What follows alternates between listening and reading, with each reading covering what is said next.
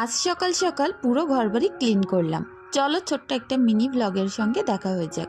ঘরবাড়ি পরিপাটি, রান্নাঘর সব কিছু পরিপাটি করে রান্না বসিয়ে দিলাম।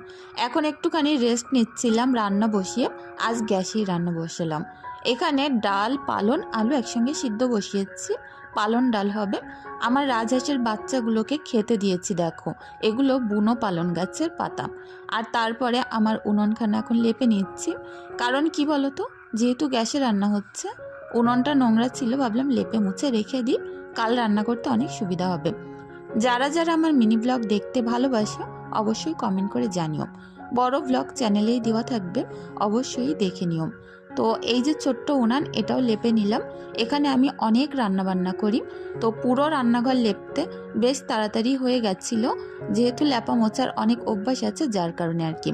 তো অনেক বড় রান্নাঘর লেপা মোছা কমপ্লিট করে স্নান সেরে এখন খেতে বসলাম। এখানে পালন আলুর ডাল, তার সঙ্গে ডিমের একটা সুন্দর ভুজিয়া বানিয়েছি টমেটো দিয়ে, আর আলু ছানা করেছি। সন্ধ্যায় মেয়েদেরকে নিয়ে পড়াতে বসছি। তোমরা যদি এরকম মিনি ব্লগ দেখতে চাও অবশ্যই কমেন্ট করে জানিও। রোজ শেয়ার করবো ছোট্ট ছোট্ট মিনি ব্লগ।